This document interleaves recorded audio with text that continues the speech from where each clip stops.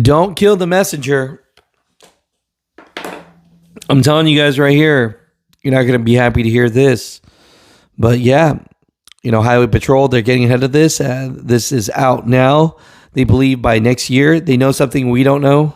And they're saying that this is going to be on the road. So they are training to learn how to have this wild beast, the self-driving truck on the road with other human beings.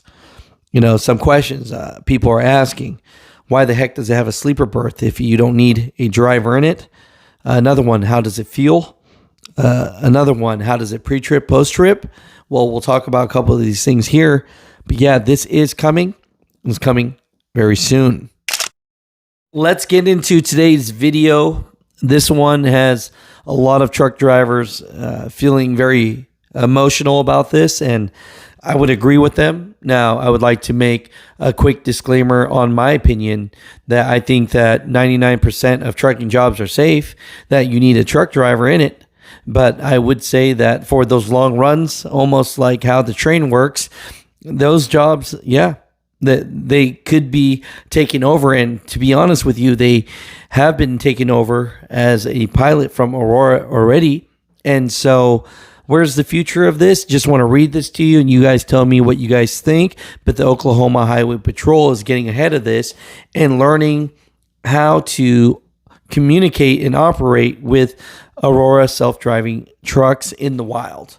And so it says here, this morning, Troop S, the Oklahoma Highway Patrol Size and Weights Division, hosted training on autonomous commercial vehicles operating in Oklahoma. Now, in 2019, the Oklahoma legislature established the framework allowing autonomous vehicles on Oklahoma roadways, and this training helped troopers understand how to safely interact with these vehicles during traffic stops and roadway encounters. Now, autonomous commercial vehicles could begin operating on Oklahoma roads as early as June. Oklahomans may begin seeing fully autonomous commercial vehicles traveling without a driver behind the wheel. Damn. So, within next year, that's what they're stating, right? So these vehicles are already operating autonomously in nearby states, including Texas, making it important for our troopers to stay prepared and informed as this technology continues to expand. As a state that sits at the crossroads of the United States, we fully expect to see this technology frequently traveling through Oklahoma. Damn. So let's look at some of these pictures right here. Here they are looking at this, looking at it like it's a wild animal. They're in classrooms talking about this. So they're getting ahead of it and they believe that it is coming, right? And so let's read some of these comments here. Are from some of my really good friends. My buddy Bill says this perfectly. You can't get the sensors from the effing water to work in the sink in the public restrooms, but you're going to let this thing ride on down the road. Straight up dumb.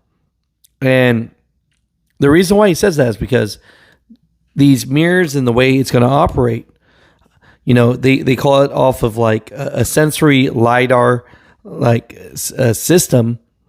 And so it's going to be lights and sensories. And you and I both know, and this happened to me earlier today. I was at the grocery store and had one of those sensors. I mean, pushing the soap would be easy enough. But no, you got to do this with your hand 1,000 times.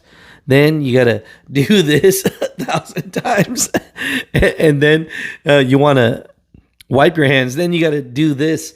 It's like, oh my gosh. So those sensory systems barely work in the bathroom, pissing everybody off.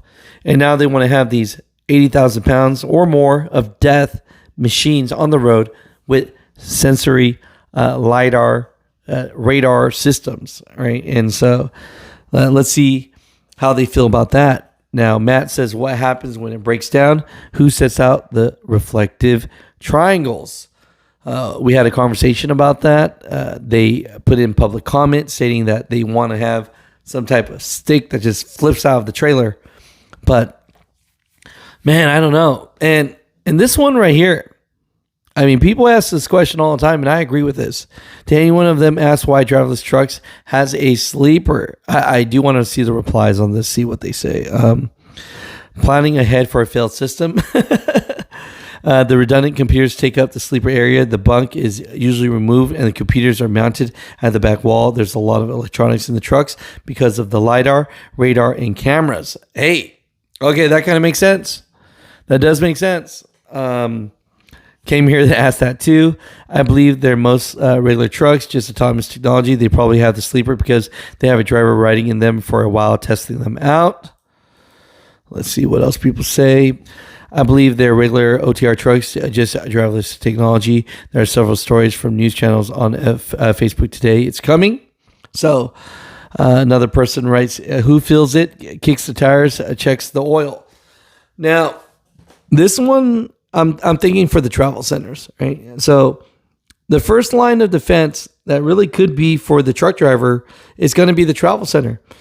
You know, I went to a roadies event in Las Vegas this year, and they talked about how these travel centers need to be really careful because right now, these self-driving trucks, of course, they have a person in piloting it, but it's going to the travel center, but they're not using the amenities. They're not using the repair shops. They're not eating food. They're not doing any of that stuff. And so these travel centers, they're going to lose out on a lot of money. And so I remember roadies, their thought leaders were saying, hey, if any of these self-driving trucks or what have you try to go to your property, even if it's just, to park, you need to charge these self-driving trucks because at the end of the day, I mean, they're not spending on your amenities, and that's where you're making a lot of your money. So I can see in the future, I want to see what the travel centers will do about this because I'm thinking to myself that they can pretty much be putting themselves out of business by allowing these trucks to park for free. So this one right here, I knew the answer to this as well. It says from AC. So is this truck doing its own pre-trip too? And Andrew wrote this correctly. No, it's done at the start point and the end points. Same with the fuel. So yeah, there. Now, of course, they're going to have special rules on this where an inspector is going to inspect the truck before it starts. And then at the end of the trip, inspect it again.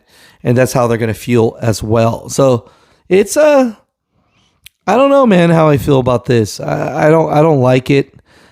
People sometimes say, Alex, you're not with the times. But I'm like, I don't know, man.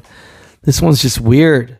I'm just surprised that they're letting this happen. I mean, my buddy Bill said it perfectly.